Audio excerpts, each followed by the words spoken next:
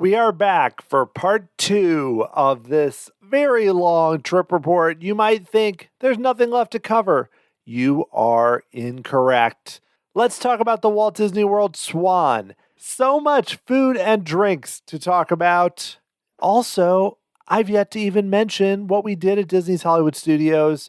Also going to summarize, talk about things that worked out really well, things I would do differently, looking to the future, what I'm excited about.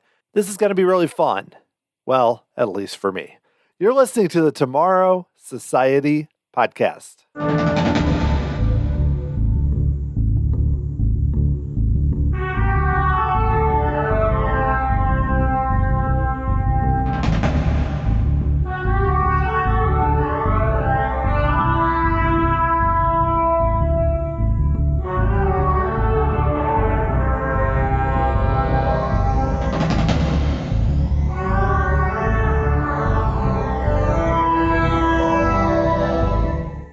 Thanks for joining me here on episode 167 of the Tomorrow Society podcast. I am your host, Dan Heaton. I am back to talk even more about our trip to Walt Disney World, which happened in late March as part of my daughter's spring break. Drove down there, did 4 days at the theme parks, 5 nights at the Walt Disney World Swan. Had a great time. And in part 1, if you have not listened to it, I talked about basically the planning that we did. I spent a lot of time on Disney Genie Plus, how that all worked out for us. And then I went through 3 of our 4 park days, EPCOT, Disney's Animal Kingdom, and the Magic Kingdom, and played some clips that I had recorded during our trip. This time, I'm going to finish by talking about Disney's Hollywood Studios, my first time riding Rise of the Resistance and Mickey and Minnie's Runaway Railway. Those were cool. I'm going to talk all about that. Spend a lot of time on our experience at the Swan, whether it's a good choice for you, the pros and cons, how it worked out for us. Talk specifically about even what the room cost and whether it was a good value compared to the other options out there. First time staying in the Epcot Resort area. Then I'm going to talk about the food and drink we had, including Epcot's International Flower and Garden Festival, some of the best things we had there. We did not do any table service. We spent a lot of time either doing counter service or small carts or various things. Still ended up eating a lot of great food while we were there, so talk through as many of those as I can. Then just talk about it overall. This may seem like overkill, but having not been to the theme parks as a family in over 4 years, I went in 2019 September for Galaxy's Edge when it had just opened. But even then, we're talking almost 3 years, and that was a very short trip. So that's why I have a lot to say, but I hope you're enjoying this, and I will try as I go along to try and give some input that might help you if you are currently planning a trip or you're like me and hadn't gone during the pandemic and kind of what it's like. That's what I was trying to do in part 1. I hope that worked out. It wasn't just me rambling. It's probably a little bit of that. But I hope that you enjoy this part 2, and I want to dive right into it. So let's do it. Here is part 2 of my Walt Disney World trip report. Hope you enjoy it.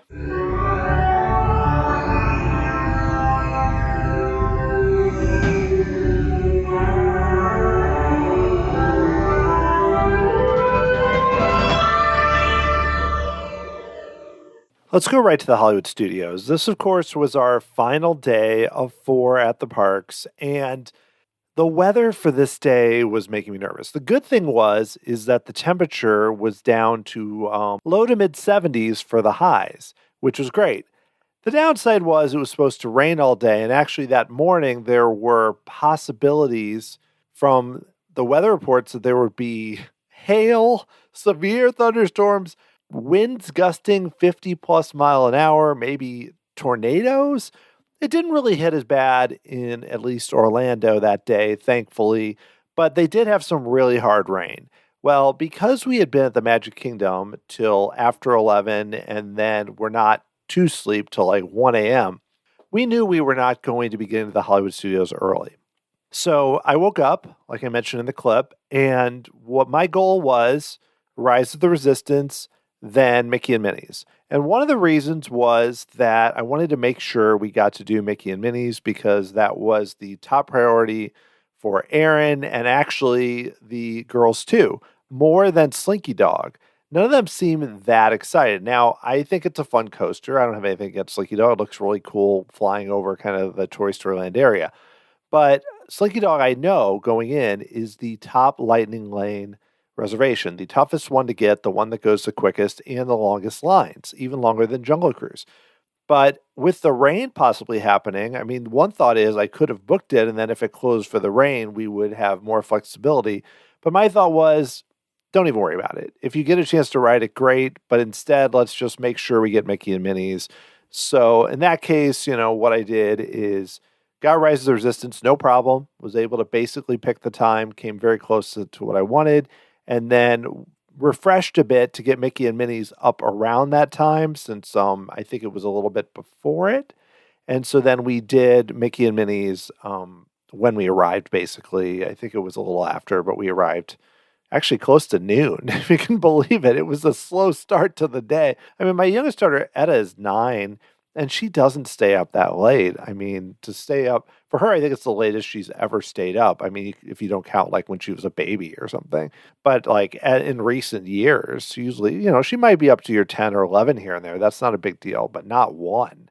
So basically, we decided to come in there. We already had those 2 on the agenda. And then before, Hollywood Studios opened at 8:30. Could have gotten there at 8 as a resort guest. We weren't even close, of course. Then at 10:30, I went to book my second one.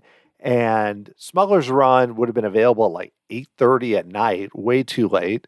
So instead, I did Toy Story Mania, which I put into the afternoon after Rise of the Resistance, kind of as our third thing. And that worked out pretty well. And so we were kind of all set before we even got there with having those 2. And granted, Tower of Terror only running one of the 2 elevators. So Tower of Terror, you basically, like Slinky Dog, have to pick when you start the day, or you're going to end up with a wait time over 100 minutes. Even late at night, it stayed very steady because you're basically chopping the capacity of the attraction in half, which is not going to work out very well for anyone. It's kind of like they're doing a quiet refurb, if you will. So that was not going to be on the table, and I don't think everyone was ready yet for Rock and Roller Coaster. The girls seemed interested in doing Tower, and they did well with any type of thrill ride we ran into. But again, we didn't end up doing that just because Hollywood Studios is a real challenge to get headliners. Something that I'll talk about at the end, but just maybe my observations, things that really get exacerbated by Genie Plus is the difficulty in getting certain headliners at Hollywood Studios. It's not that, we have to wait 45 minutes or an hour. It's, you'd have to wait 2 hours for some of these attractions. And when you're arriving at the park that late, the other option is show up really early. I think in order to do this, you have to really get there before the resort arrival time. So let's say it's an 8:30 opening, 8 o'clock for resort guests. You want to get there before that, and then you should be able to knock out a few. Like, for example, you may be able to go over there and do Tower and Rock and Roller Coaster before the guests even arrive that are not resort guests, something like that. We were going to do that. We did do the Skyliner that morning. So the easiest thing would have been to walk right there or take a friendship boat, but we decided it wasn't raining that hard, so they were running it. Let's walk over to the Skyliner station by EPCOT, which again, like 10, 15 minutes, got on the Skyliner and then rode to Hollywood Studios. I will say that EPCOT to Hollywood Studios ride is a long way. And not just because you have to get out and transfer. It was not crowded. There was no lines. I mean, it was in the late morning. Another thing, it was at that point, because of the rain, really humid outside. My wife gets motion sickness and also can get up really too hot. And it was really warm in those Skyliners. We didn't totally understand about how the windows opening would work and everything. And even though there was air moving, this is a case where them not having air conditioning, I know that was a big kind of storyline up front with the Skyliner, but a lot of people said it ended up being fine. And I think it is for most. I didn't have any problems with it, but for her, it really right away gave her trouble. So something like that, you have to have if it's very warm and the air isn't moving, someone with significant motion sickness may have an issue. It was cool to get to ride the Skyliner. I think it's especially good if you're staying at one of those resorts, because then you have kind of a short ride either to Hollywood Studios or EPCOT. Doing the full ride while quicker. I mean, it didn't take that long. I just noticed that it seemed longer than I expected because you're kind of going in a big circle. You're not going in a direct way. But this wasn't really about getting there as fast as possible for us. This was about getting there and experiencing it, something we had never done before. Glad I got to do it. Some nice views, pretty pleasant ride. And those things move a little faster than you think they're going to. Just something to be aware of if you have somebody who has pretty significant motion sickness. It might not affect you for the most part, but on a really humid day like that with the rain, even with the temperature not that hot, it could be tricky for sure. I will say that I think the Skyliner is great. Disney offering different ways for people to get around the resort rather than just buses or driving is great. I mean, there was a giant line. Like when we were leaving Epcot after Harmonious, and it was right after the nighttime show, but the park, was closed to guests that were not from deluxe resorts. There was a massive line for the Skyliner. And granted, that line probably moved pretty quickly, but still looking at that, I was like, ooh, if we were staying at one of those resorts, I don't know if you'd wait a while or maybe you'd have to go before or find another way because that was something. But it shows the popularity and the need for that type of transportation. So I hope that they expand the Skyliner possibly over to Coronado and Animal Kingdom area, Animal Kingdom Lodge, everything over there, I think would make a lot of sense and really help to just make it easier to get around the resort overall. So going back to the Hollywood Studios, the first thing we actually did before we rode Mickey and Minnie's was we went over and we saw the short, which is really a collection of scenes from several of the newer Mickey shorts like Potato Land and a few others, and is very, very cute. It's in its own theater over there, and it set us up well to see that and then go do Mickey and Minnie's. And it's, it wasn't very crowded. So we went in, it was about 10 minutes or so. It has a really nice lobby with some things you could pose with.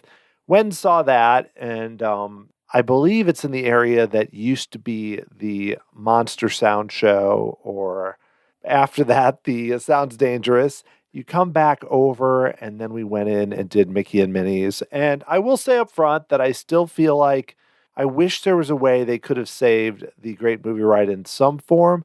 This has nothing to do with Mickey and Minnie's. I think it's a great attraction, makes really good use of the trackless ride system, much better than Remy's Ratatouille Adventure in the way that the cars, go to different sections of the room. And there was just so much happening in each scene. I love the way that the pre-show has the screen kind of burn up and then you walk through the screen. And just the entire thing, it does such a good job of capturing the essence of those newer Mickey shorts. And I know everyone doesn't love those shorts and the style and it being more offbeat and kind of sometimes kind of gross. But I will say that I really appreciate them. I think they're hilarious. They have so many nods to various other elements of past Disney parks and history and everything else. Just so many clever ways that they might reference something like Mine Train Through Nature's Wonderland or House of the Future, so many other parts. So it's cool that they did that. But this attraction surprised me because, I wasn't sure what to expect. I hadn't watched any of the ride videos. You see a little clip here and there, but there was so much happening in every room and it flew by where there were a lot of times where I wanted to spend more time in each room because there were all these things happening. You want to look around, and that's an essence of what makes a great Disney attraction. You don't want to have a situation where it's like, yeah, I think I covered that. You want it to be where you feel like there is a lot more than you could possibly see in one ride or in multiple rides. Plus with the trackless vehicles, like in the end, for example, in the factory, we were in the back, so we didn't have a great view of all of that. But then in other parts, we were more to the front. And I just think, there's a lot to like. There's the scene with Daisy, which Jim Hill clarified was actually supposed to be Clarabelle Cow, actually, on a recent episode of the Disney Dish, but making you dance. And that was the only part that actually felt a little squeamish there in terms of the movement of the cars. But really, in terms of someone with motion sickness or somebody who doesn't like any thrills at all, I think most people are going to do great on this one. It's very low-key. There's one spot where it's like you're going over the waterfall, so someone might need to look away from the screen. But in general, just a joy. I think this is a home run. I still wish that they could have found a way to add it to the park like they're doing at Disneyland, where it's an addition to Toontown. that's going to work out great and really beef up that land. It's one of those you can ride over and over. It's funny, you've got Goofy kind of not being able to do anything right, and a lot of hijinks ensue. And so this is a new attraction that I think, unlike Remy's, I could see myself doing repeatedly, and I wouldn't mind waiting in line for not for 2 hours, but for 45 minutes, an hour. Sure, I could do that. No problem with that. I think it's well worth the time and is a good addition to the park, despite the fact that it doesn't really help with capacity. And we'll get into that a little bit later. Still, good addition. Great job, Disney. This was a lot of fun. And you could tell that people were really enjoying it. And I think it's going to be around as a Disney classic for a long time. So next up in terms of attractions was Rise of the Resistance, which was a lot of fun. And I've heard a lot of people that are talking about how it's the best attraction in Orlando, one of the best theme park attractions ever. I've only ridden it once, so I'm not ready to list it for me, though I did just update my top 10 favorite attractions, which is a blog on tomorrowsociety.com. And for now, I put Rise of the Resistance in number 8, and mainly that was because I have not, I need to ride it more. Most of the other things in the top 5, or almost all of them now, are ones that I've ridden repeatedly and enjoyed over and over. But regardless, it's pretty mind-boggling to think of everything that happens there and all the cast members involved in the various ride systems. And, I'll go through what happens. So if you haven't experienced it yet, you may want to fast forward for a little bit here. But I promise I'm not going to spoil everything, but I will be talking about what's going on with the ride. So maybe 4 or 5 minutes, you go forward and you should be okay with this one, though I suspect most of you have already ridden it by this point. So we used the Lightning Lane. We purchased it because it was 170 minutes, and it did get down though to about, I think, 75 at night. So that might be something where if you don't want to spend the money, you either go right when the day starts or at night. Of course, you possibly could be victimized by the fact that it's not that reliable. We were able to get right in. We didn't have really any issues there. Walked us right in. One of the fastest of any of the Lightning Lane or individual Lightning Lanes, where we're basically right into the pre-show with Ray and everything. And before you know it, you're on to the transport. And I love I'm sorry, I don't know the race, but Beck, the animatronic inside the ship, is a really neat trick. And, and that is not rough at all. It's very smooth, though I like the idea of feeling like the pre-show, it's still really a pre-show, is you traveling on a ship, and then the story just kicks right in, and you ultimately end up on the Star Destroyer. I won't give away all that how that happens, but I read about it afterwards. Very cool. Saw the stormtroopers and everything else, and then of course you're really on your way with. I love the way the cast members are serious, but not scary. But they do there was one very funny one that kept talking about our loose items and talked about how they were going to be shot into space and everything. It was drawing a lot of laughs.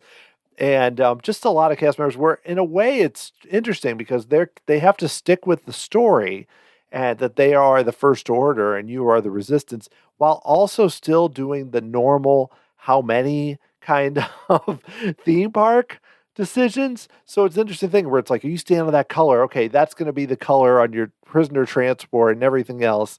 But it was very believable, and even the Kylo Ren, stormtroopers, or General Hux coming in, and they're going to find out where the base is and all that, and you getting broken out and then going on the main ride on the trackless ride vehicles, which this is another thing where if by now you have not watched the videos, don't watch them. Just do what I did, because yes, sure, I knew there was that scene with the AT-ATs or whatnot, but in general, I did not know everything. I'm not going to go through all of it. Just one, I want to maintain the surprise. I will say that the big Kylo Ren animatronic that I know is one of the more impressive elements was in B mode. So I didn't realize that at the time until I kind of read up on it, where we saw him on the screen in his ship kind of firing at us. Didn't take away really from the experience at all, but that is something going along with what had happened with Navi River Journey, where we have, it's what is going on with these animatronics in B mode? Come on. I know it's just kind of a luck of the draw thing, but I'm glad that the attraction worked fully, and just all that's involved with the way that the trackless vehicles move through and then go up and then come back down and then the actual drop. It's kind of simulated. You're flying through space, everything going on the screens as you go by, and all just the way that it seems like your own experience, yet there still are others around. And then seeing a few animatronic, like the animatronic of Finn and Kylo Ren and Hux and everyone else. Just really cool. And the fact that you kind of end up outside and everything. The thing that's most impressive to me, more than any particular moment, is just how much they went for it in trying to create something that is not like another experience that you can have. I mean, there are a lot of experiences that are immersive in a way, like even a haunted mansion or something like that. But again, to feel like having the cast members be involved and that whole element, especially on the first time you've experienced it, is something really special. Now, this is a type of attraction, though, that I don't know how easy it is to recreate because there's so many kind of novel effects, whether it's the lightsaber going through the ceiling or, some of the things they're doing with screens and animatronics and lasers being shot around and everything else. This is super expensive, super just original. So it's not something they do every time, but it shows again when Imagineering is able to have the resources and also the ambition and the boldness to do something like this, where they're telling a story where it's again a case where, yes, there are a lot of Star Wars references, but if you didn't know Star Wars, it could be, oh, we're going to space. Here's the bad guys. Here's the good guys. How are we going to get away? Oh, we're flying. I mean, that's all that really matters. And that's where the best theme park experiences, like, for example, I've even talked about it with the Pandora attractions or anything more recent that is not, it can be tied to a property and it can be more, feel like more for the people that really know it. But something like Rise of the Resistance to me doesn't have to be connected to a certain property, meaning that if you don't have that personal connection, you're still going to have a great time. And that's what I will say overall. And that experience is not, throughout Galaxy's Edge, there are a lot of things that I think could be improved. More entertainment, more just interaction between cast members and guests, fewer upcharge experiences, probably a third attraction of some form. Not on this level. There are a lot of things we could do there. But just in terms of this attraction, it lived up to its billing. And I can't imagine what it would be like if I didn't even know the little bit I did. The fact that I'd seen parts on the Imagineering story about the drop. If you didn't know that was coming, oh my. There's a lot of great stuff. And so I really enjoyed the experience. Glad I got to do it. Can't wait to do it again. And I know it's expensive. For four of us, I mean, you're talking $60 before tax. And there's a good chance, everyone speculates that eventually it's going to get more expensive because it's so popular and they do sell out. I don't know if that's the case. I mean, personally, I would definitely pay for it again. I don't know if I'd pay for it over and over and over and over, but I would not wait 3 hours for it because I don't think I would wait 3 hours for any attraction because I'm just not in the parks enough to do that. All right, I know this was longer than I said, about 5 minutes for people that maybe had shut off, but I hope that near the end it wasn't giving away too much. I don't think that was that spoilery, but if you want to know nothing, then I totally understand. So I'm going to move a little quicker now through the rest of our day. We did Toy Story Mania, always fun. Still had pretty long lines today, about an hour or so, but I know that's not always the case. Had a good time. Toy Story Land is a bit much, though. When it's crowded and there's a lot of people around, it's I think it has some really cool theming, but they could do a better job overall with, I don't know, it's just not that inviting of a place, but that could be me just being older and not wanting to have that kind of experience. So we did that. We also did Star Tours, had the Rise of Skywalker stretch through the whole thing, which I'm not sure I'd experienced that. So that was pretty cool. Always enjoy Star Tours, especially given that the lines are pretty short. We actually had a lightning lane that we just couldn't get there in time. And I canceled and tried to rebook and then realized that was not the last one we had actually booked. So we waited a little bit, but then it came up earlier because even though the line was only about 20 minutes, we did a few other things. It came up to the right time and then I booked it and waited from there, which is something we did pretty commonly. Because I know you could say, well, Dan, you probably waited that amount of time, but we weren't just sitting around. We were eating. We were just seeing other things. So it wasn't, apples to apples. Also went and saw Olaf. Using a lightning lane probably saved us about 10 minutes, But that was fun for my girls who never seen him, kind of in the celebrity spotlight area, which is over by Echo Lake. And so we experienced that quickly and spent a lot of time just kind of wandering through Galaxy's Edge. And ultimately that evening, my daughter and I did Smuggler's Run, which I had done before, waited in standby, longest wait of the trip. It said 55 minutes. I think we waited 42 is what I counted before we got to Hondo, and then quickly got through the area in the Falcon, which I didn't realize at the time, at least, they were still handing out those cards. And again, I was there 2 weeks after it opened, so this probably hasn't happened for a while. Not the case, but we ended up being the gunners. I think we probably could have asked to wait as pilots. People near us did that. Our pilots, not good. But we only got one of the coaxium. Come on, pilots. But we were the gunners, and my daughter and I enjoyed waiting and really had a good time. I got to spend a lot of time in that queue, which is pretty nice, and come out, and Galaxy's Edge was now at night, which I had seen in the dark, but that was at 6 a.m., but getting to see it at night was very cool. And we just kind of from there, it was getting fairly close to closing, just spent some time at Hollywood Studios at night, grabbed a little bit of food. I was able to see part of the movies projection show, which is the one that starts, I believe, at like 8:40. Did not stay for the animation one at 9 o'clock, and then we walked back from there. So that was our last day, and now I want to talk to you about the Swan itself. A lot to say about that because it worked out really well and I think could be a good situation. If there isn't the availability you want and you're looking to maybe stay somewhere else, this could be a good choice for you to stay at the Swan or even in the EPCOT area at the Dolphin or Swan Reserve. So I want to really dig into this and spend some time talking about how this worked for us. So let's start with the price, because I feel like that is a big consideration when you're talking about any Disney resort. The pricing is always going to be very high, and then you really have to weigh what you want to spend and what perks you need. It's a bit different now with No Magical Express because that was something they did not offer at the Swan and Dolphin. So that was a big choice. But for us, again, it wouldn't have mattered even if they did because we had a car up front. I was looking to book. It was in late January for, early February. We ended up booking on February 2nd, but for a trip, that was coming up, we were checking in on March 20th. So you're looking at not even 2 months. But I was still surprised by how little availability there were at the Disney resorts. Animal Kingdom Lodge was available, and again, it was rack rate, standard room, not Savannah room, not pool room, standard room. Rack rate was about $540 and then they had an offer from Disney that was about $100 off a night. And it worked out where the rate at the Animal Kingdom Lodge would have been like $444 a night. And then there were a few others that showed up. Coronado would show up a few times, but it was around high 200s, I believe, low 300.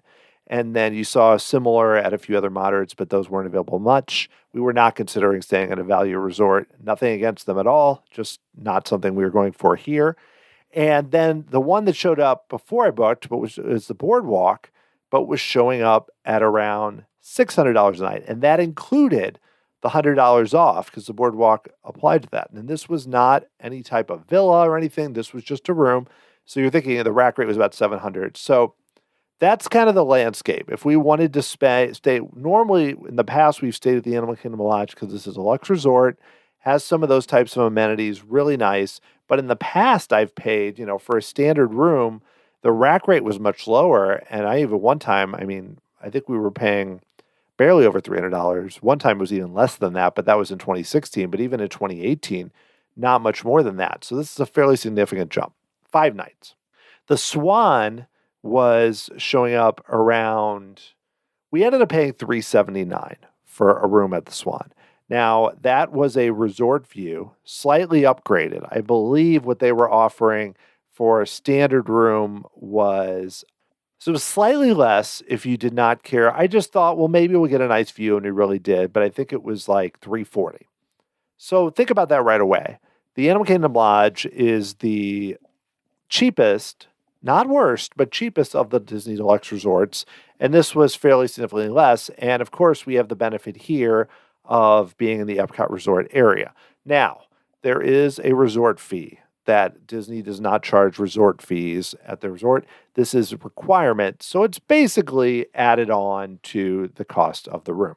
$35 is what the resort fee is. And I know it includes a few things like, they did say you could use they have these boats. They're like swan paddle boats that are complimentary.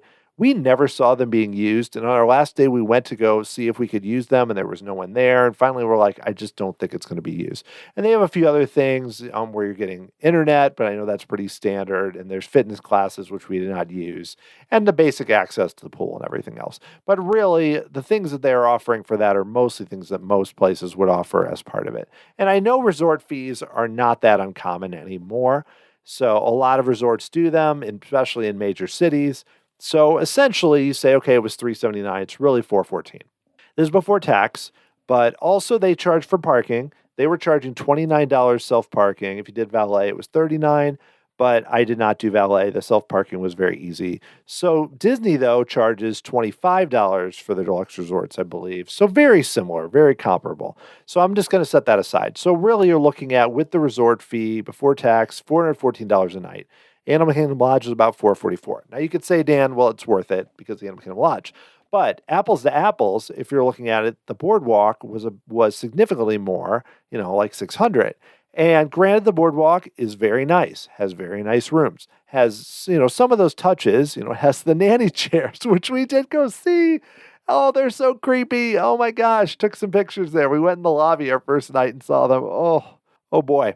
But the big question that comes up is it worth paying what for us would have been almost 1.5 times as much? And if you really were just doing the most basic room at the Swan, and the Dolphin was even cheaper, like the Dolphin was like $270, but the Dolphin only has double beds, doesn't have queen beds. And we wanted to use queen beds. There's 4 of us in a room. So we were not interested in staying in a place with double beds. But if that didn't bother you, or if there are other different options at the Dolphin, and Swan Reserve would have been a bit more. I think it was like in the 400s, but not that much more than the Animal Kingdom Lodge. It's a newer resort. We decided to stay at the Swan. Also seemed to have a really good location. So that just tells you right off the bat kind of where we are price-wise. And another thing, too, about the Swan is, that's still a lot. Don't get me wrong. Over $400 a night. That's no joke. I'm not underselling it at all. I'm just presenting it in terms of comparison to other resorts in the way. And another thing to clarify, the Swan did give you access, like I mentioned earlier, to the deluxe extended evenings, several hours, which all the deluxe resorts do. You do get access to the early entry, 30 minutes early at every park every day. You do get access to book individual lightning lanes at 7 a.m. That's all resorts, but it does count for that. So those are the things that you get extra. And most importantly, you can walk to the parks. And I'm not trying to oversell it because, before I get into the transportation, let me talk about the fact that the theming, I found them to be very nice, very impressive. Yes, I know the architecture goes back to kind of the Michael Eisner years and these big buildings and everything, and they're very impressive and grand. But I still found it to be a comfortable, modern hotel. And because the architecture of the buildings is at least different, it never felt like I was staying at just a typical Marriott or, Holiday Inn or whatever. It still has its own charm and character. Now, that's very different than even the boardwalk nearby. It's not as uniquely themed. The room is not anything amazing. The size is very similar to like your Animal Kingdom Lodge. I think it was like a little over 340 square feet. So very similar to your Animal Kingdom Lodge or basic rooms at Wilderness Lodge or something like that. Pretty basic room, but I will say that the beds, the Heavenly beds, these are the Westin Heavenly beds because the Swan is managed by Marriott, but it's an original Westin property. They were very comfortable. Everything seemed new and all that. It's one of those things where you look at it and you're like, could the bathroom have a little more space? There's a little bit of dead space in the room that could have been used for the bathroom. Same thing at the Animal Kingdom Lodge. I think it's just this size of room. Not everything was put in place. Our room did not have a balcony. I would have liked to have. Some of them do. Ours did not. That is one thing where I really appreciate it at some other resorts at Disney when they do have balconies. But still, worked out fine. We were on the 7th floor. We had a view of Disney's Hollywood Studios, could see the Tower of Terror. We could see the Skyliner going back and forth. Also, if we look to the left, I could see a little bit of EPCOT, could see the boardwalk area. Very cool. But there's not those Disney theming. If you really want to be fully themed in kind of the Disney area that way, you're not going to experience that at the Swan and Dolphin. Now, that's really a decision to make on your end, because even the Animal Kingdom Lodge is more involved theming than something like the Swan and Dolphin, or especially some of the pop art of animation, Pop Century, or even contemporary and Polynesian. It's not like that, but that doesn't mean that it's boring. Like, I also found the pool areas to be very nice. The one night we swam at the Grotto pool, huge pool, just keeps going on forever. And then there are more pools. And this is just kind of in the Swan Dolphin area. Not even, there's another pool at the Swan over there. Plenty of recreation. There's a little beach there, a lot of space. And that's something I didn't really gauge from the past, from like seeing and walking by, is how much space there is kind of near the resorts and these really wide pathways where there's hardly any people. And that's the general vibe. Now, I will say there was not a big convention going on. There was not one going on at the Swan at all. I'm not sure about the Dolphin, but the area was just did not have that convention vibe. If you go when there's a big convention, it might be a very different experience. With our case, it seemed pretty quiet. Even when there were a decent amount of people, everyone was just real chill. And there weren't as many young kids. There were more older kids, which made sense during spring break. But just had a real chill experience there. And it was not cheap. I mean, you're talking especially in terms of like grab and go and coffees and things like that. Definitely not cheap. I also want to mention, too, that in a similar fashion to a lot of the Disney resorts, they were not doing housekeeping every day. They did it on, I believe, the fourth day. We arrived on Sunday. The housekeeping was done on Wednesday one time, which we knew. They told us when we checked in. We knew going in. I still feel like it's too bad, because there were cases where, they give you complimentary Starbucks coffee in the room, but they give you one. And I could have gone to the desk and asked for more, but it didn't seem like that much worth it, because really that coffee was not very good. So we ended up just going down, and I got some from Java, which is the grab and go nearby.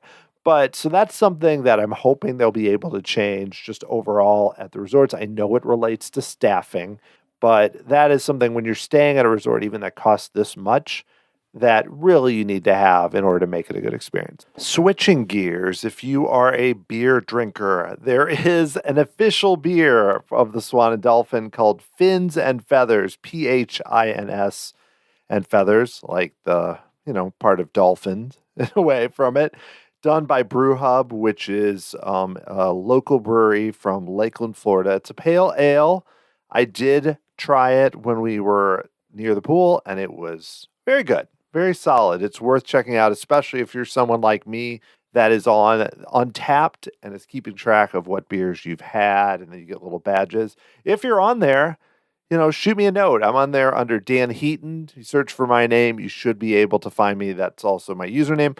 So let's connect on there. And you can show me all the beers you're having down at Walt Disney World, like the Rogue Squadron, which I had at Galaxy's Edge, for $13. Oh, that hurt. But I figured it was worth getting, since it's one that is not available elsewhere, at least according to my knowledge.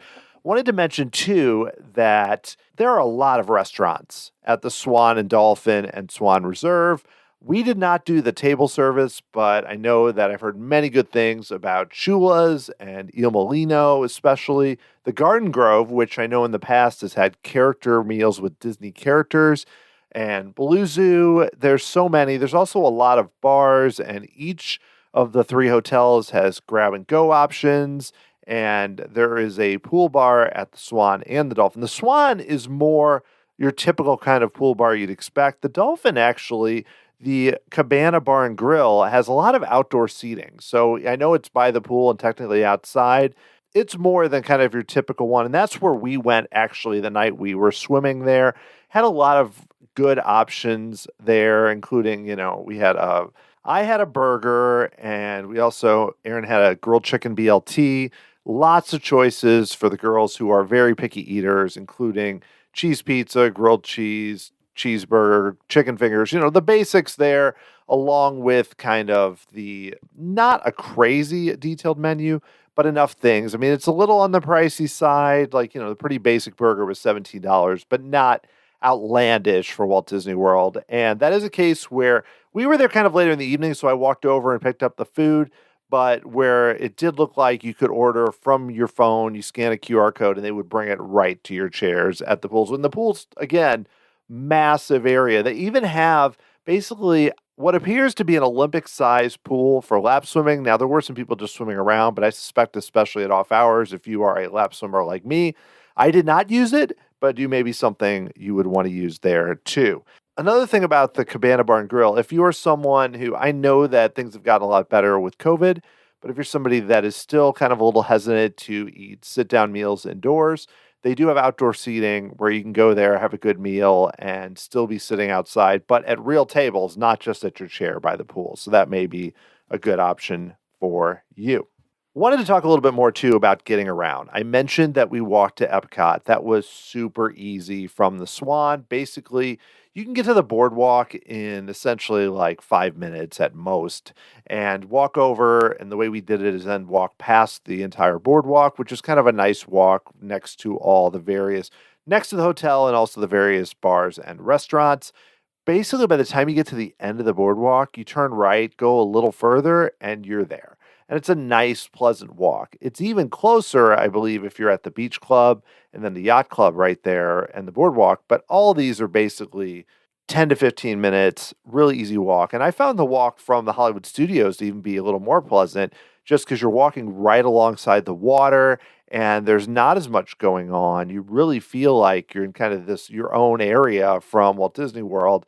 And, we also had the bonus while walking back that night and I laugh now because no one was injured, but of seeing an older woman driving an ECV accidentally just drive right into a person. It was like a teenager, and it was something we just happened to stumble upon. Everyone was fine, but it was one of those kind of weird moments by the end of a night at a Disney park where everyone's a little punchy and people kind of weird things happen.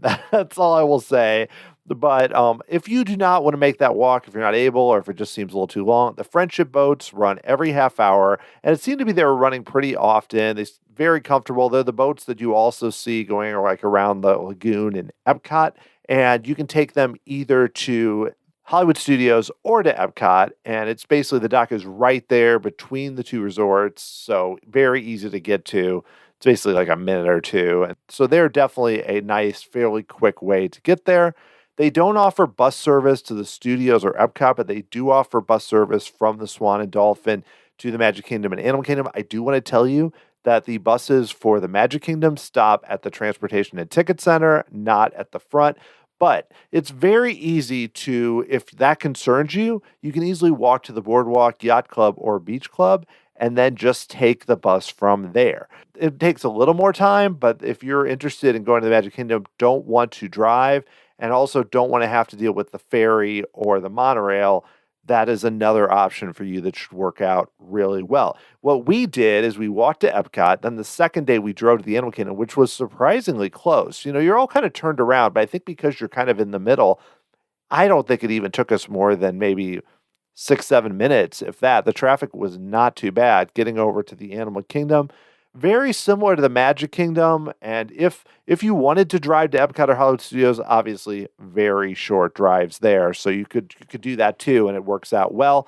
When we went to the Magic Kingdom, we drove, and then they do have the trams going when we were there, so you were able to do that, and then take the ferry is what we did, both there and back. And coming back, I don't think I've ever had an easier exit from the Magic Kingdom, possibly because it was after 11 o'clock at night.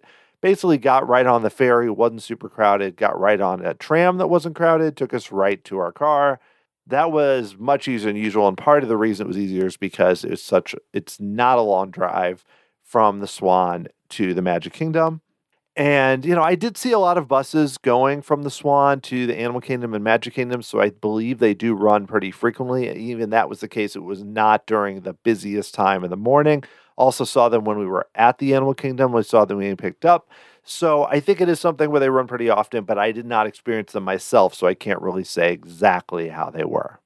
Like I mentioned earlier, Marriott does run all three of the Swan Dolphin and Swan Reserve, which means you can use Marriott Bonvoy points to book rooms. Now, I will say, I received the points for this, but did not have many points at all, so it wasn't even an option because I just ran a couple searches just on 3-night windows in the summer just to see what it would be looking ahead. And it was about 150, 155,000 points, sometimes a little lower, but you're still looking at a pretty sizable amount, possibly 40, 50 to 60,000 points a night, which that means you got to build that up a lot. I know there are some credit cards where you can get 100,000 points, but if you think about it, that might only be enough for 2 nights. But hey, that's still a pretty significant amount of money, even if the credit card has some type of annual fee or, you have to pay for so much. Still, on busiest times, like I'm saying, you could be saving a significant amount using that. And if you're somebody who travels a lot for work or in the past and has just built up so many points, this is something that you're not going to be able to take advantage of at a Disney resort, this type of loyalty points. We also earned enough where I was able to use some of the points we earned with bonuses and everything for a night in Chicago that I just booked in June. So that worked out really well for us to use that. Another thing too that I've often heard people talk about service and how everyone doesn't have that same, I don't know how to describe it, they're not as happy as people at Disney resorts. This is going back a long way. People have said that. I didn't really notice that. I felt that the front desk service was a bit slow when I was going in just to check in, and they seemed a little lost, but I think a lot of that too had to do with the numbers and staffing. But overall, everyone I didn't interact with that many, but everyone I interacted with seemed very nice, including at Java when I was getting coffee or just, housekeeping or people just walking around the resort or if we had questions. So at least from my limited experience, I felt like everyone was professional, what you would expect to find at any, solid high-end resort. So at least personally, I thought that the service was good. I mean, no one was putting, making animals out of towels or anything, but I don't know if they do that often at Disney anymore. But just in general, if you have concerns about service, at least from my impression, that was not a big deal. And mentioning the room too, another thing I should mention is the rooms have small refrigerators, have a coffee maker, which does do the individual Starbucks. But like I said, you may not get that many of them. They do not have microwaves. And so I know that's not something that's in a lot of rooms, but it is something you often will see at a lot of resorts is microwaves. And if you're looking to get something and warm it up, like you might do at some other resorts, that's not something you're going to be able to do, at least here, though I did see the grab and go place did have microwaves. So you may be able to use those, though I did not research that too much. Beyond that, the rooms did have double sinks. So there was a sink outside of the bathroom area. So that was really nice. And I researched that to date. They had redone the rooms, I believe, in 2018, if I remember correctly. But it's not going to blow you away, but it was comfortable, served our needs perfectly, and I suspect it would too for you. And also the Swan Reserve, I know, has a lot of suites. So maybe if you're looking for more space, but still like the idea of staying in this area, that also might be a possibility for you. As I wind down this portion talking about the Swan, I did want to briefly just summarize kind of what I look at as the pros and cons for me with this stay. The pros, the biggest pro is the location. I have not stayed in the EPCOT resort area like I talked about. To me, it's going to be hard not to the next time we go. And sure, if you're going to stay at the Contemporary, maybe this does not reach that. But in a way, given just where we're going, I mean, being able to walk to 2 of the parks versus one that's really easily accessible, like if you're at the Contemporary or Polynesian and could walk over to the Magic Kingdom, is huge. And I know being on the monorail line is very cool. But again, you're not really talking apples to apples. I'm more comparing this to staying either at a moderate, which is the prices, especially for the Dolphin, really line up with, or with Animal Kingdom Lodge where we stayed before, and the location is much better. So that is a big plus in the column. Second plus is just a lot of things to do. A lot of pools, tons of restaurants, just a really overall kind of quiet, relaxed atmosphere. It's a nice break coming from the hubbub of the parks. Maybe if you're not looking for that same level of, I don't even say chaos, but if you want something more relaxing, this may be a good bet. barring there being a massive convention. But even then, I still think you might be okay. But from my experience going when they weren't having that, I felt like that was really nice. And on a related note to the location, it's just the transportation options and the ability to get around easily, especially without using a lot of buses. This was another big plus. Final pro is the price. I know the price is not cheap, but even with the resort fee, it's very competitive, often cheaper than related deluxe resorts. And having the ability to have access to the extended evening hours, even though we didn't end up using that much, is a big plus. And then you're not losing out on perks you might have lost out on in the past, especially like Magical Express, which is not an issue anymore. So in a sense, the other resorts have, and with the parking fees they now charge, have kind of pulled back a bit to be more similar, which makes the price even more competitive. And what I've heard, there's at times of year even better discounts or just special discounts for nurses and they have AAA and others. So there may be some other options, especially on non-spring break times, that might even make it better.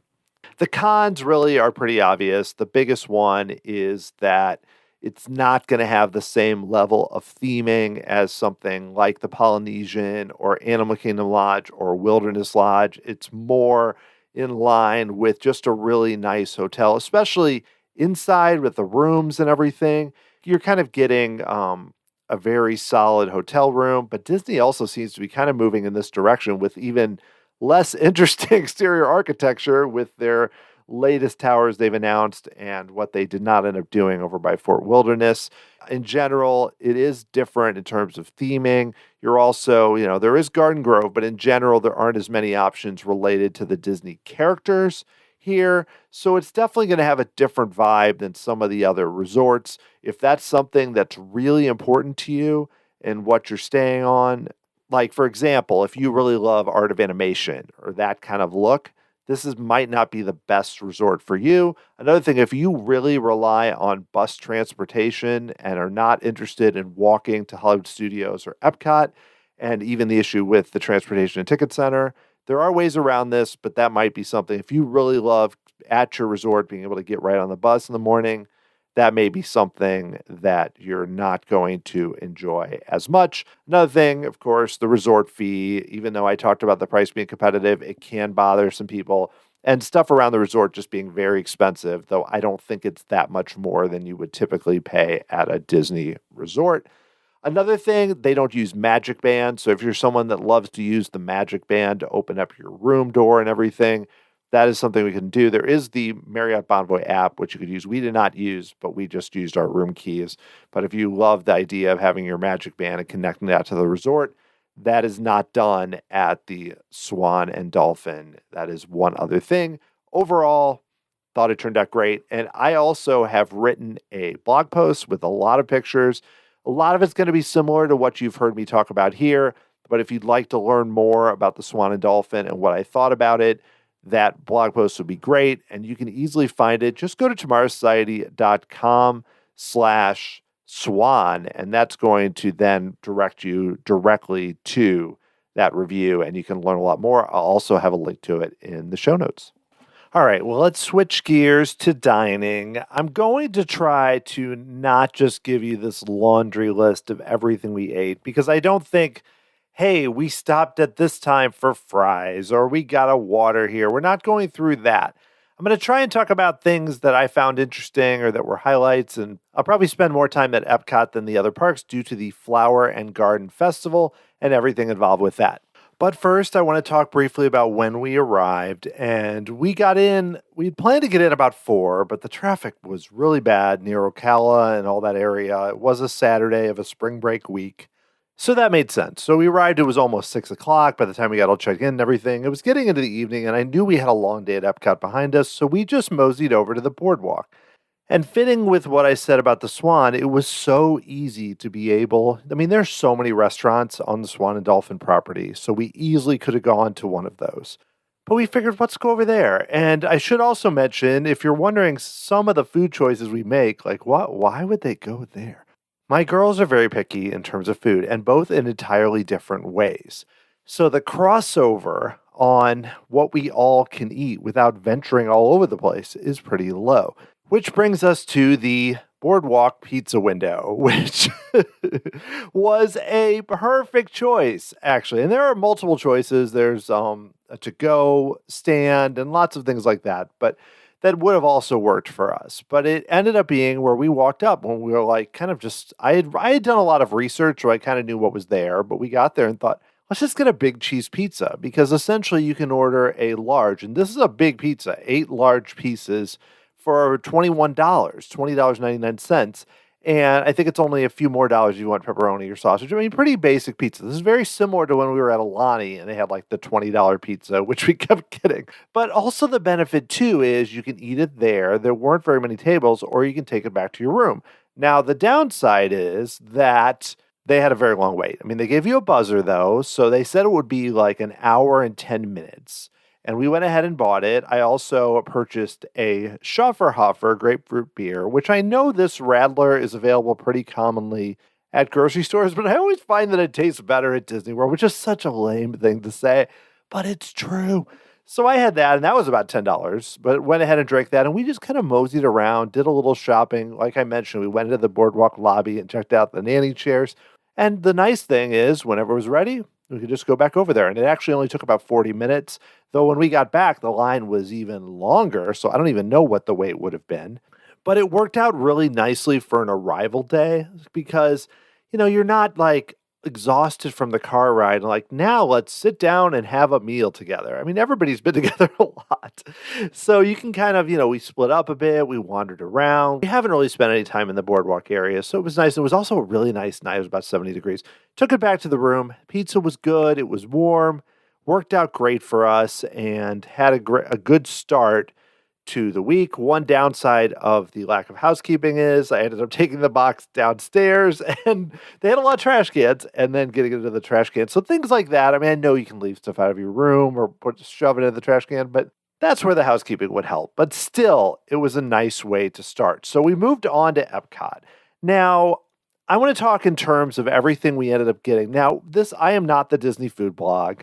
I cannot go and try everything at Flower Garden Festival. We are only a few people because my kids, are not going to try most of the foods there. So it's really my wife and I, and we did try a decent amount of things. So I'll talk about each of those now, starting with what I think was the best and kind of going down from there, though most of them were very good. I will say, even the things I didn't like as much, I could totally see someone liking them. There was nothing where I went, oh, this is not good. Here's something interesting about the Flower and Garden Festival.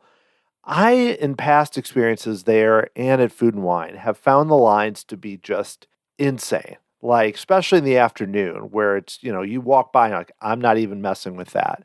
And we were there on a Monday, but it was a super nice day, spring break crowds. The lines for attractions were very long.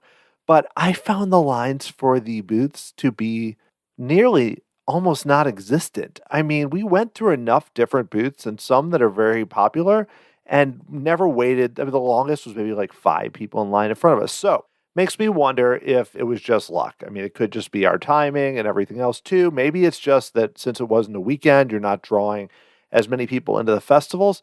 Also, just the way that Disney is setting up park reservations and not allowing people to just show up like annual pass holders might, that could be playing a role, especially if it was sold out. I'm not sure if it was. And a final question I wonder is, and this is in terms of across the board, because I found lines for food stands, thankfully, to be shorter than I ever remember experiencing at a busy day at the parks. I'm not talking about those dead days where you would go in like the mid-2000s or whatever. At a busy day at the park, with lines comparable and sometimes not even as long as these, I would find the lines to be longer. So it makes me wonder if more people are bringing food, if people are not deciding they don't want to spend so much for small plates for $6, $7 or whatnot, and just pulling back a bit. Because it is possible. Prices at Disney are expensive, and it's not really even about the food prices getting more expensive. Disney, with things like Disney Genie Plus, individual lightning lanes, hotel prices have gone up so much, and the economy, has been kind of all over the map with the pandemic. So people may be deciding, okay, tickets have gone up, hotels have gone up, everything's food, whatever's higher. I'm still going to go. But we're not going to splurge as much on food. Now, granted, this could totally just be this is my anecdotal experience, but throughout the trip, I just did not see it. Now, was everyone just sitting down and eating table service, or were people just eating at different times? I don't know. It's just something interesting. And I'm curious if any of you have gone to the parks and noticed that you don't see the same level of just lines and crowds. And granted, we did take, which I'll talk about in a bit, really good advantage of mobile order. And one other thing about things we did, and this is really obvious, but we've never really done before. We've always had a stroller and usually kind of used that to carry things. But this time we brought a backpack. And after the first day at Epcot, where we found ourselves buying, even though we had brought a few, but buying a bunch of bottled waters, we were like, we cannot keep spending, $4 or so on bottled waters over and over. It's just not a good value. And it also means you have to keep stopping at stands. So we went to Publix and bought like a 24 pack. And because this is the benefit of having a car. And the next day brought like 6 waters, 7 or something like that. And it was a little heavy at first, but we still bought them here and there. But that was a big savings, and of course brought snacks and everything else. Now, we still spent a lot of money on food, but little things like that, I wonder if more people are doing. We saw plenty of people bringing in their own food and drinks and everything, and Disney doesn't seem to mind, but I wonder if it's more prevalent now than it maybe used to be. So with Flower and Garden, one that I really enjoyed was the stand was Northern Bloom, which is near Canada on that side of the pavilion. And what we ordered was the beef tenderloin tips, mushroom, bordelaise sauce, and whipped potatoes with garden vegetables. $7, but it was very good. The sauce was excellent, very filling, being that it's beef tenderloin. And one of those that, yes, not the cheapest thing you're going to find, but unlike a lot of the ones, I felt pretty full after I had this, and that it was a decent value. This was probably the best thing for me that I enjoyed having the whole time. I also at the same time got a blueberry fruit beer from Collective Arts Brewing in Hamilton, Ontario, in Canada. Now, the beers are interesting because, Disney beers you often can easily spend, like I mentioned, $10, $9 for a larger beer. Sometimes not. But this was $5 for a 6 ounce. And 6 ounce, that doesn't sound like that little, but it almost felt like I had this tiny plastic cup. So I will say I am not as big of a fan of blueberry and those types of beers, raspberry, everything else, but I thought I would try it because it was from Canada, and it was fine. I think it really depends on how much you like that type of beer. Another thing on a completely different note, which we all enjoyed at France, the Fleur de Lis Pavilion, and I apologize if I butcher pronunciation of a lot of this, is the caramelized beignet filled with vanilla cream, glazed with caramel fleur de sel. And I will say this is basically a big donut with caramel sauce on it. But it wasn't dry. It was very good. And we all enjoyed it. This was something, of course, as a dessert that we could all share and get a decent amount. And this was one actually that probably had the longest line. It was, again, like 6 or 7 people. It's right there in a prominent spot, especially with Ratatouille being set to be opened. And this might have been one of my favorites for sure, in terms of being just a really good dessert and filling, because, of course, you have this giant beignet. So that's another good choice if we're looking for something very sweet. Another one that we liked, this was the first thing we got, was from the Honey Bistro, which is hosted by the National Honey Board, which we got a Tupelo honey and sweet corn spoon bread, $5. It also included bacon, jalapenos, and house-made whipped honey butter. And this one is gluten wheat friendly, in case you're wondering about that. Very good, sweet. I don't even like jalapenos, but it was not much of anything. But having the bacon on it, you get a little bit of protein. But, this one's sweet, but nothing on the level of like the sugar bomb of the beignet. But we had that first in the morning. And again, kind of in a busy area, tucked over there by Imagination near the Land Pavilion. And there's a lot of things going on there. The Butterfly House is right over there, which we did walk through. But this is something that I think most people would enjoy, and a very different type of taste than a lot of times you're going to have at one of these. So another one that is very good, we actually had this at night, which is at the EPCOT Sunshine Griddle, which is near Test Track in Future World. I'm going to say Future World, is avocado toast, which I know this is not new. This is one of the ones that comes up. If you kind of Google favorite or best of the festival, you often find about this one. It also includes marinated toy box tomatoes on toasted ciabatta. This is a plant-based one, of course, $6. Not super big. If you're somebody like Aaron that's really into avocados and all of that, I think you're going to enjoy this. And it's because, again, it's a little more filling than it seems. And this is another one that not really my cup of tea, but looked to be very good. And likely, if you are into avocados, again, you're going to enjoy. The one choice that we got that I did not enjoy as much was from Cider House at the UK, and it was the BLT scone with apple smoked bacon, sun-dried tomatoes, and basil. $5. Just okay.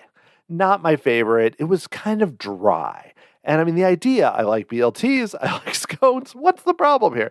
It was just a little dry, and just even though you could taste it, and as you can tell, I am not, I'm not AJ. I'm not somebody who could just read all these food things and really give kind of detailed reviews. But I found of all the ones we had, if I'd skip this one if I were you. I mean, there's too many other things, and like you can tell, we really didn't have that many.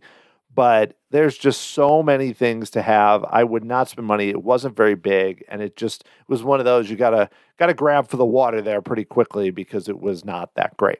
So that's just a small sampling of what's available at the Flower and Garden Festival. Hopefully, if one of these things sounds good, like I said, none of them were terrible. I will say the scone is the only one I would say to skip. Everything else I thought was great.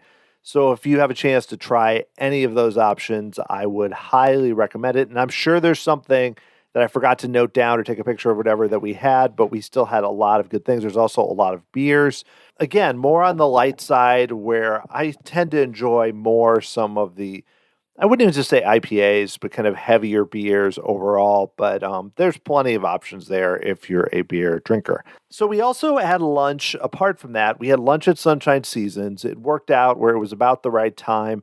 One thing I want to say is we've had this before, but the Power Salad, which has oak fried chicken, quinoa almonds, honey vinaigrette. Great choice, especially if you don't want something super heavy. You can easily, two adults could easily split it. And I mean, this is more on a day when you're doing a lot, like with us, we were doing a lot of Flower and Garden Festival. So we needed something, but then we were able to get it, and it's really healthy and it makes you feel good, which that's kind of the issue with a lot of theme park food, is especially your kind of chicken fingers or burger or whatever. Or even some of the really sweet things can be so heavy that you just like don't want to move. That is not the case here. This is a perfect example of something you can have and then just really kick it into gear. And another thing too, we did this a lot with our girls, is instead of going and getting a kid's meal for each person, it worked out where we just got them a cheese flatbread and they were able to split that. Like we got the adult version, which is supposed to come with pasta salad. We asked them if we could sub. They said chips, worked perfectly. And I'm not as much about this, but I think one thing we really learned on this trip, or I mean, it should have been obvious, but ask the questions, because in terms of substitutions, in terms of changing up a meal, which I'll talk about later, when you have picky eaters, I'm not even just talking about allergies or anything. It's more just there may be something. You may look at a menu and say, there is nothing my son or daughter will eat, or there's nothing I will eat, or whatever. And there usually is. If you kind of go and ask, and there's a lot more you can do that will open things up for you a lot more, where maybe you can have something you didn't think of. So we did stop that afternoon at the Germany beer cart for the pretzel as big as my face, which I know, given all the amazing options, you're like, really, Dan, you just had a pretzel? But it's kind of good. You can split it up. And also, I didn't get the Schafferhofer again because I'd already had it. I got a Dunkel from there, which is like a dark beer.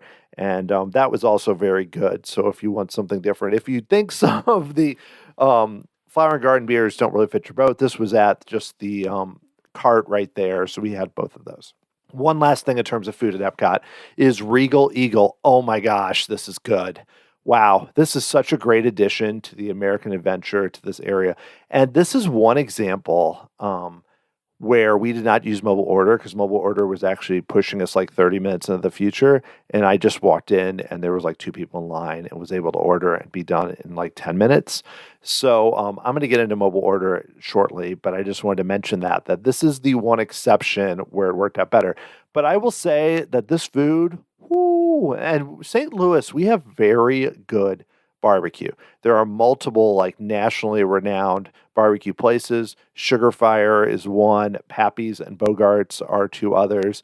There are a lot of top-notch barbecue joints in St. Louis. And I will say Regal Eagle right up there. We got the sliced Texas beef brisket sandwich, split that up, which came with baked beans. Also got some garlic toast. Great. So good. I would go back there in a heartbeat. One of the better meals I've had at EPCOT, which is saying a lot, especially in terms of like a counter service place. My daughter got a cheeseburger. Very good too. We didn't like try everything, but I will just say, based on the brisket sandwich, this place is a gem. We sat outside. They have a lot of tables out there. It's huge inside. A lot of space. Does not have that kind of feeling like you're in a cafeteria, which you sometimes get at counter service restaurants, even at Walt Disney World. Really stands out as just a great place to go, and especially its location. Being right in the middle of World Showcase with how much walking you have to do at World Showcase, having a spot kind of there, especially because we kind of got messed up because Remy's was down for a while and had to kind of crisscross. Being able to stop there, it was getting very warm, and have that really recharged us and allowed us to make it till closing, which may not have happened if we hadn't had some of these foods. So our second day was at the Animal Kingdom, and I just want to spotlight a few things we had there because we weren't there for the whole time. We had our dinner. Our full dinner was actually back at the Swan, so it was a little bit one of those, again, where we were doing a few things here and there. So I wanted to mention first the special dessert we had, which is at Dino Bite Snacks in Dino Land, the 50th celebration ice cream sandwich. So there's a lot of 50th anniversary items that you can buy, whether for a meal or dessert or whatever. And we had a few of them during our trip. This was the first one. It's vanilla ice cream. Basically, you have this vanilla ice cream, and then you have 2 double chocolate chip cookies with sprinkles on them, celebration sprinkles, and a logo. And basically, 2 cookies with ice cream between it. I mean, really, how can you go wrong? I mean, this was very good. I mean, there's nothing super original about this, but I found this was a nice treat, especially because this day was so hot that it was hard to get too much momentum doing a lot of things. And plus, just with the Animal Kingdom, this was a rare time where we spent less time on all the walking trails just because it was warm and uncomfortable. But this really hit the spot during that time and was something that we enjoyed quite a bit while we were there. And we also, after Dinosaur, ended up at Restaurantosaurus. But for there, it was just the basics. Like my daughter got a kid's cheeseburger. But I wanted to mention this just because it is kind of they have a big outdoor area, a lot of different options. This is what I remember first time we ever went to Animal Kingdom. I believe this was serving McDonald's food. They have expanded this a bit, and they have a few of those kind of like Walt's meals, including a fried chicken sandwich. We didn't try those, but we did spend a little time there and mostly just eating kind of your basic type of foods there. We also stopped at the Smiling Crocodile, which is just this little stand in the Discovery Island area, and I had pulled pork street tacos, which were very good, much better than I expected. And so we ended up getting those, and also got a side of chips and salsa. And just sometimes I appreciate that at a place like the Animal Kingdom, there's a lot of stands and places where you can get yourself enough to have part of a meal. And again, you're not spending a bunch of time sitting. We got this and a few other things and then sat down by Flame Tree Barbecue, meaning the outdoor area that's nice and covered right there. There's a bunch of small stands around that area. Plus there's Pizza Safari and Flame Tree Barbecue. You can pick whichever, and it's good too for families that want to get different items that you could do that and then sit outside right there. It works out really well. Final place I wanted to mention is Yak and Yeti Local Food Cafe.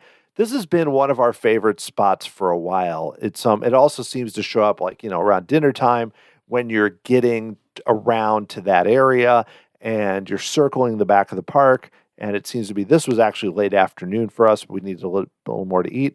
And the chicken fried rice, it is a side there. It is $5.99, but it's basically a meal. I mean, it's a lot. I mean, I wish they give you a little more chicken, but for $6, it's hard to complain. So essentially, if you were trying to go on a budget and also get something that isn't just a burger and fries, this is a good option. They also have you can get pork egg rolls for a similar price, about $7, a basket of fries, if that's something that you're interested in. And then even some of their entrees, they've got honey chicken and then vegetable tikka masala, some good stuff. The entrees are a little more. They're more in the $13 to $15 range. But this is, to be clear, this is not the Yak and Yeti restaurant. This is an outdoor area right next to it. But they have some outside seating. And again, it's in the same area. but it allows you can get a few different things there and save some money possibly, but also just relax and like I said, the area in Asia a lot less crazy now because Everest is closed, and I did just hear that Everest is being closed indefinitely.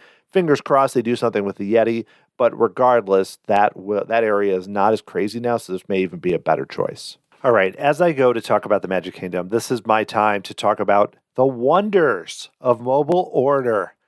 Oh my gosh. I used mobile order a little bit when I went in 2019, but it is available at so many more places now. And I feel like it's a lot easier.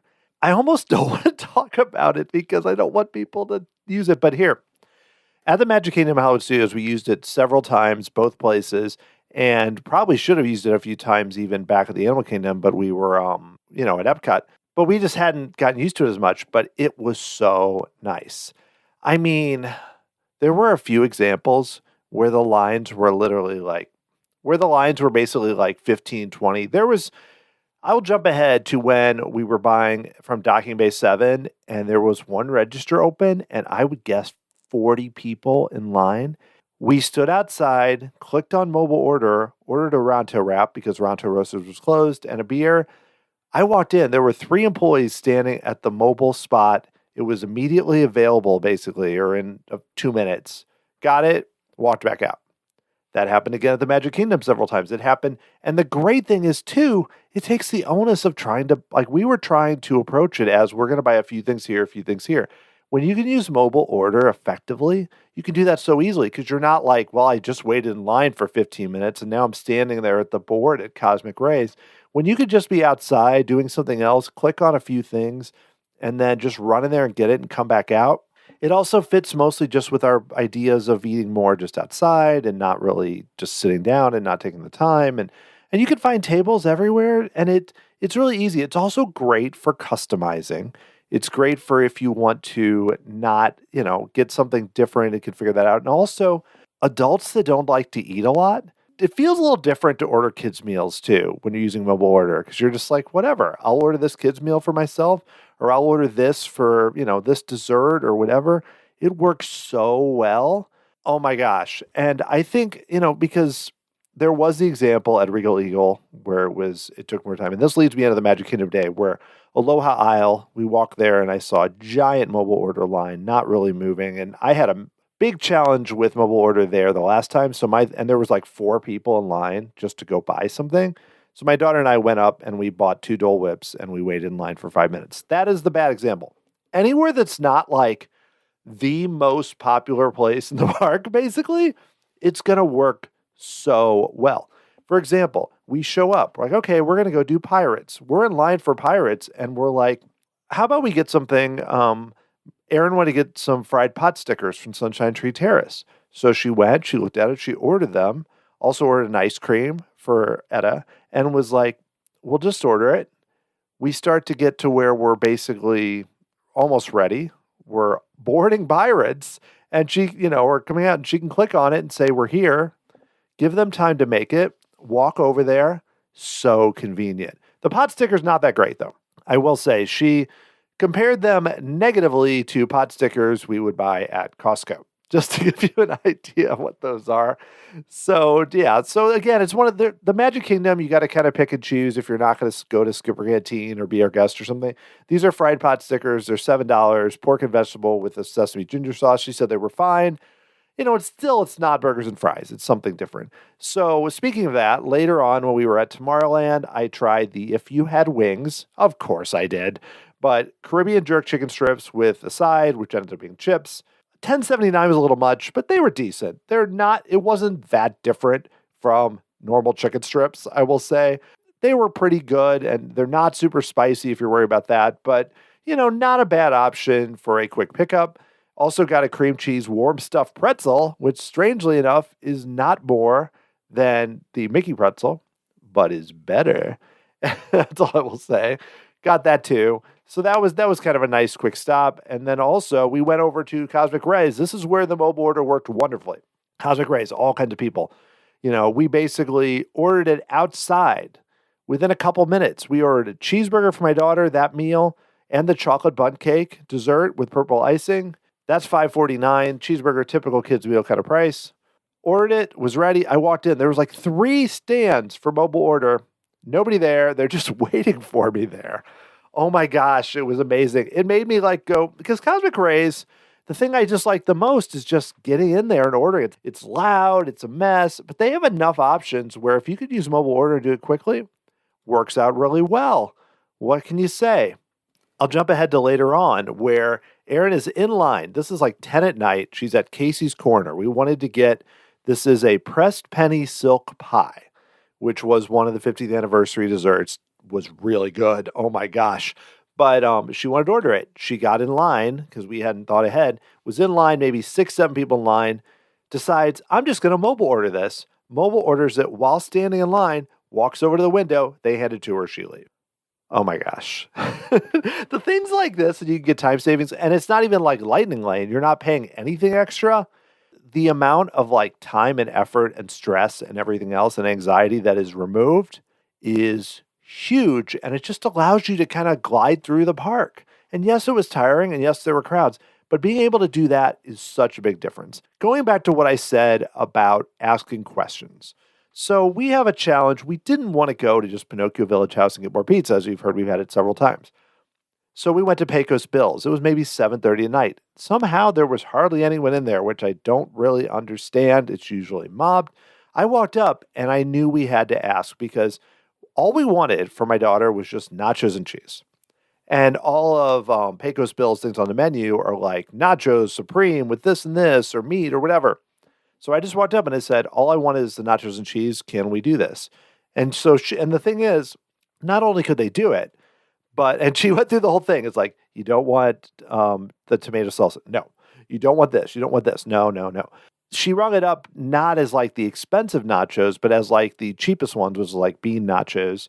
Took that off. Worked out great. We got something for my other daughter that worked out for her. I got like a trio of tacos. And it worked out great. And then we went and sat outside. And that's the moment that I mentioned in part 1 about the cavalcade showing up right after we ate. But everything just lined up there. And just being able, it's like part of me would look at the menu and just say, well, there's not something that really fits or not something that fits that well. And being able to just ask, and it took a little bit, and also that was a case where mobile order might not work best because I wanted to kind of explain it and tell her what I thought and make sure it was clear. And I'm not sure mobile order would have done that. But then also when they pulled it up, because it wasn't crowded, I could see that it was what we wanted. Came out, worked perfectly. Wow. I've never had such an easy day of eating at the Magic Kingdom. We didn't do sit down. We've done in the past, we've done Skipper Canteen, we've done Liberty Tree Tavern, we've done Be Our Guest. Those are all fine places. But this was so much easier. And given that we slept in so much and didn't arrive till, 11:30, it really helped that we didn't spend a long time eating because then we were able to do things in the park we wanted to do and just eliminate the anxiety and stress and have a great day. Right. I'm going to try not to just keep raving about mobile order, but I will say when we went to Hollywood Studios, I've not had great experience in the past with ABC Commissary, but I know they've redone their menu a lot, and it really was a lot better this time, and mobile order was our friend once again. Like we were able to get some pork carnitas tacos that were really good, much better than I expected. We also got a kids meal too, which just was basically the same thing, yet a lot cheaper, except for it had basically one taco versus multiple tacos, but wasn't that much less food. And I found the food at ABC Commissary to be much better and being able, and again, we were outside, I walked in, we're able to get it super quickly. They also, my daughter had a kids meal, so that came with a drink and filled that up a few times. ABC Commissary it's like, I've heard recently that people talk about it as kind of a sleeper restaurant at Disney's Hollywood Studios, and I have to totally agree because it was much better than I expected. I also wanted to mention Woody's Lunchbox, which I know, again, we use mobile order. There wasn't a giant line, but there was a good 6, 7 people in line. It was starting to rain, but because we used the mobile order and we're ready, we were able to get up there quickly, get a spot under an umbrella, not get soaked, not have to stand in the wet spot for the line. Did that mainly because they had grilled cheese, a grilled 3-cheese sandwich, which my daughter really liked. My other daughter liked the sides. So, it's like which are basically tater tots. It all worked out. Everybody was happy. The mobile order made it easy, so we took advantage of that. In terms of desserts, really enjoyed it's ridiculous, but the Jack Jack's Num Num cookie, which is just this massive cookie that they have at the market in what was used to be kind of the main area of Pixar Place. Also had some popcorn, not the crazy popcorn, but it looked kind of cool from Katsaka's Kettle in Galaxy's Edge. The other thing I mentioned is, like I said earlier, I did have the Ronto wrap, which I had not had before. It was okay. Wasn't the best, but it fills you up for sure and is not way overpriced. And again, if Ronto Roasters is closed, they do start serving it at Docking Bay 7, so that worked out well. And had the Rogue Squadron $13 beer, which, it's unique to Galaxy's Edge, and I thought it was good. If I didn't know what it cost, I would say it was very good, so you kind of have to set that aside overall.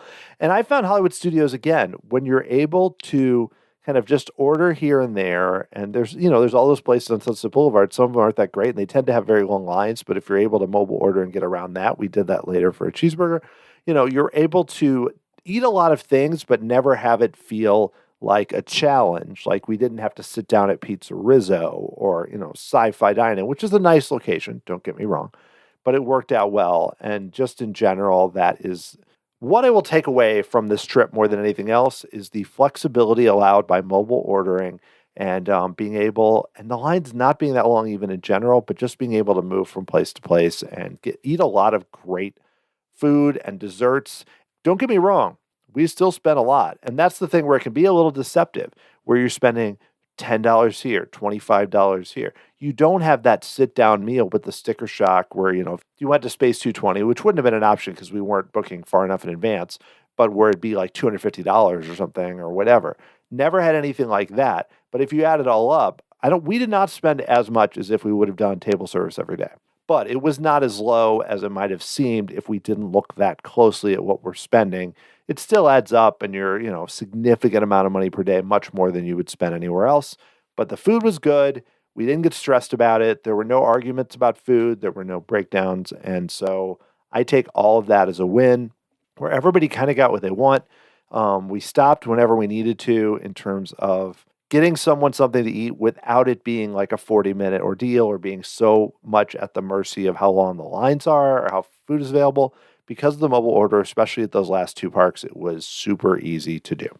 So I want to switch gears quickly to missteps with the trip. There were not any huge ones. There's nothing where I'm like waking up in the middle of the night and going, oh my gosh.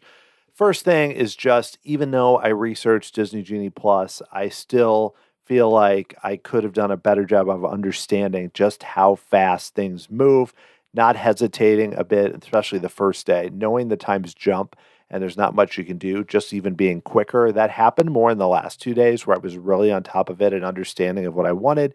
That worked better. That's more, I don't know how there's any way to explain verbally how quick the times can jump on a busy day and how you can't take the time to turn and say, if you're going to ask someone, should we do this or should we do that? If you see something, grab it and then figure it out if you can't. But that's something that I think I would learn. In terms of Disney Genie Plus, I would say that I would have planned the EPCOT day a bit better. We ended up doing too much walking. Part of that, you cannot control when an attraction is going to break down. And part of it was just the, like I said, part of it is Ratatouille. If I had been able to get that when I wanted to, it would have been a no-brainer because then we would have been able to go down through Future World, circle back up and just do one move through World Showcase. Instead, we kind of did three because we went one way, then back the other way, then back the other way, and it was just a bit too much. We were wiped out. But again, we just adjusted the next day and actually ended up working out really well, but I would find a little better way to do that. But I was kind of at the mercy of Disney Genie Plus, so something for me to remember in the future that EPCOT just makes it a challenge to get around, especially with the extra walking you have to do with all the walls. I'm hoping those are gone the next time we go. Another thing is I think even being more cognizant of how hot it was and how humid it was. There were a few times where we were kind of planning to do a few things, and luckily, in a positive side, to flip it, we adjusted. We sat down, we got some food, we got some drink. We also adjusted better with the waters. Another thing is I would have started like grabbing more free waters quickly. It took a few days before I was just like, every time we ordered food from a place that had them, I would just grab a couple. And when it was really hot, that was smart because then you could always just get a little more hydration. Those were always really cold. So people liked them even better than bottled waters, which would get warm fast. That's another thing I would do. And I know this is like the most obvious Disney 101 tip ever about the free waters, but it's easy to forget when you're there to actually just grab them. Nothing really at the Animal Kingdom. I think that worked out really well. And my ambitions were so low, there wasn't much to do there. The Magic Kingdom, I wish I had a better plan. What ended up happening is because we got our lightning lanes so late in the day, our first two were like at 6 o'clock and 5 o'clock, and then our individual was at 4:40.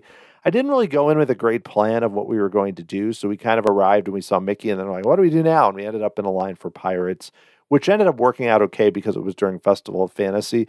But I kind of went in and was kind of picking things a little more on the fly, and it was already so hot that is not the best way to approach a park when it's hot.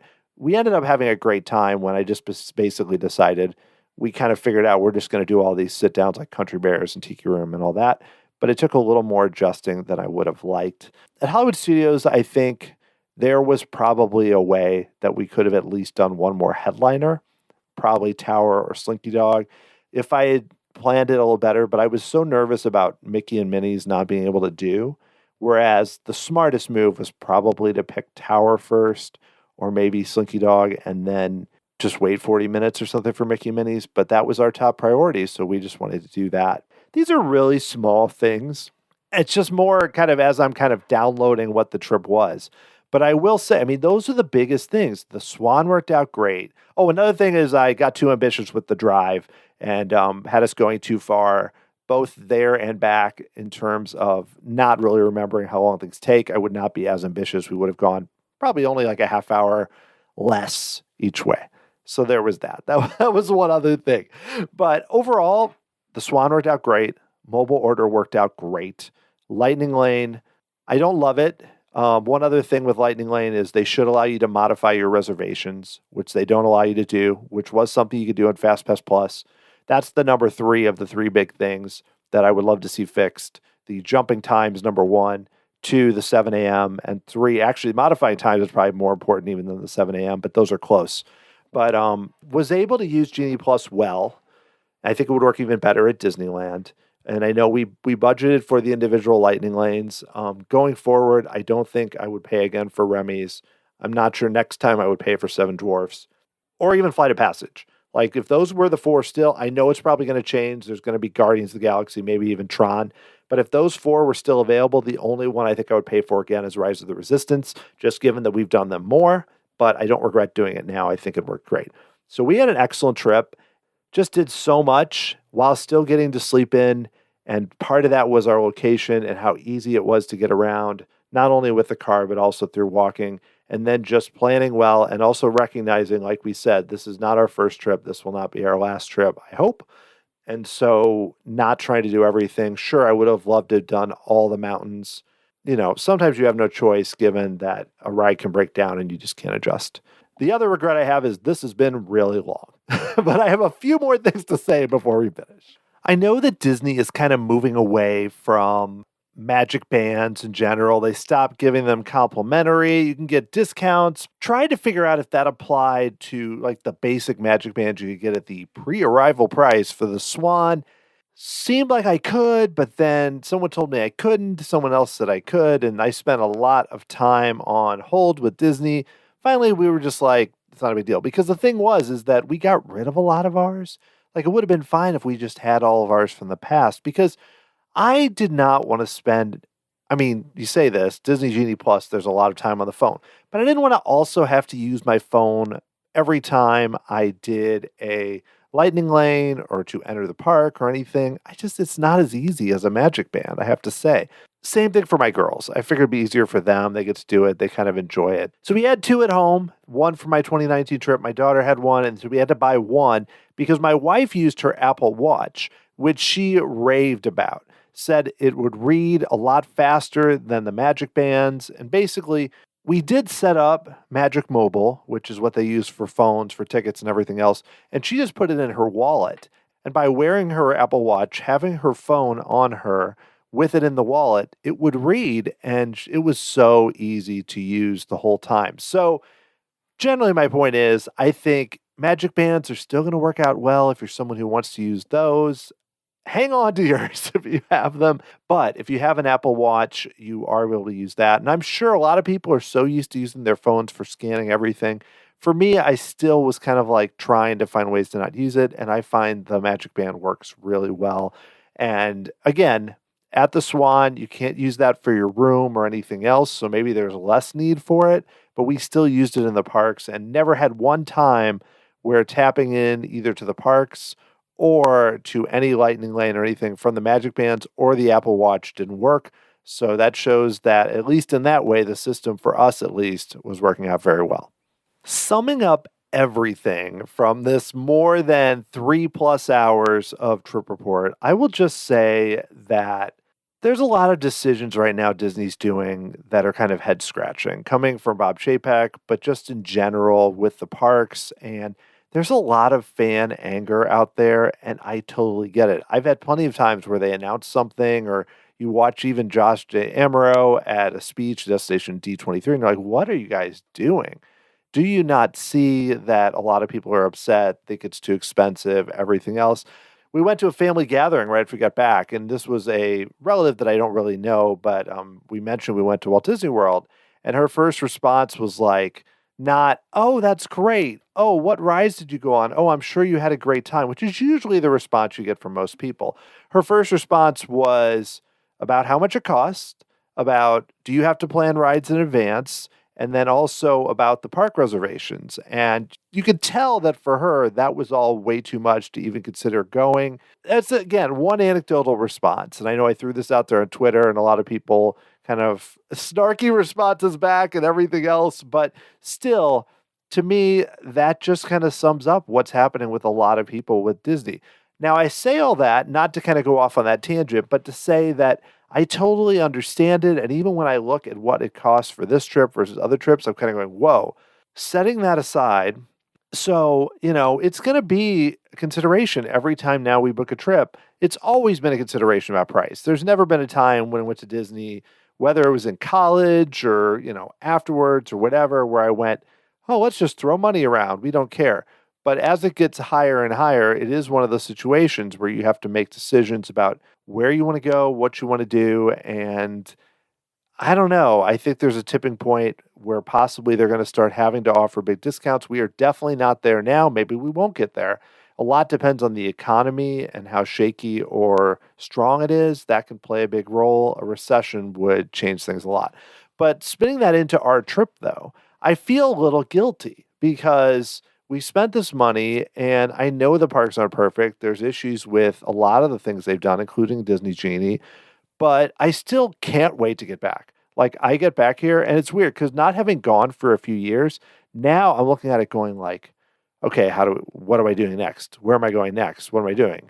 And I know I've mentioned this already on this trip report, but that's just what keeps going through. It's almost like getting back there and doing it. It wasn't like, okay, I'm good for years now, especially, we don't know what's going on with COVID cases and everything else. No, I'm like, okay, when can I go? Summer, fall, next year, holiday, whatever. Let me start thinking about this. It's like spinning in my brain. We haven't booked anything, obviously. And this may not just pertain to Disney, though. This could be a case, yes, it could be Disneyland. It could be going back to World.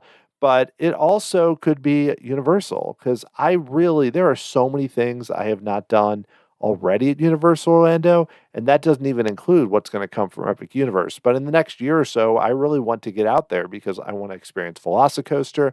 I haven't done Hagrid's, I haven't done Kong.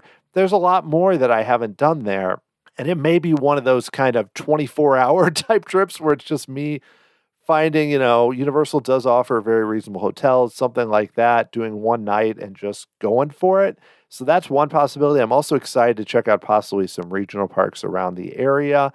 Want to get back to Silver Dollar City, still haven't ridden Time Traveler. There's plenty of other parks. There's some in Iowa, there's Holiday World, there's Chicago. There's lots of parks that maybe I can get to. But I definitely will say going and having this trip, even with any type of issues we had, just made me want to go more. And in my head, I'm like, can I get to Universal Hollywood? Can I get to Knott's? Can we Disneyland? Now, granted, there is a financial element to this. I'm not going to be just running every which direction. It's probably, my brain tends to get carried away. But my point with all of this is looking ahead, this trip as kind of, as I started to get kind of more cynical and more frustrated not going to parks, my own choice, they were open, and now being able to get back and have a really good experience has kind of made me think, okay, this is what I wanted, this is what I needed. Now what's next? So we'll see. I don't have any answers for what the next trip's going to be, if it's going to be a quick solo jaunt, if it will be a family trip. I still want to get us all out to California. Possible that might be next year. I don't know if we have it in the cards to do another big Disney trip this year, but hope to do that because I want to get out to Disneyland and hopefully see as much as we can out there. And then just see where it goes. I really enjoy doing these trip reports. Obviously, every trip report is not going to be this long. But I hope that you've enjoyed me going through everything that we've experienced, and you might get a few tips out of it or a little bit of info as you kind of follow along this narrative with me. As I'm winding down here, I want to give a big shout out to my latest member of the Tomorrow Society, Raymond Ramirez. Raymond, thank you so much for helping to support the show. It makes a huge difference in keeping the show going and keeping me excited about everything involved with this podcast and this fun side project. If you're interested in helping to support the show and getting access to some really cool perks, go to patreon.com/Tomorrow Society. That's patreon.com/Tomorrow Society. Or you can buy me a Dole Whip. I had one of those, but you can do that. That's just a one-time contribution. Go to tomorrowsociety.com/Dole Whip to learn more there. Also wanted to thank a recent review that I received on Apple Podcasts, and that is from Guitarista87. And she says, I can't believe I went this long without knowing this podcast exists. Wow, that's really nice. Thank you. I am glad to hear that people are still finding the show.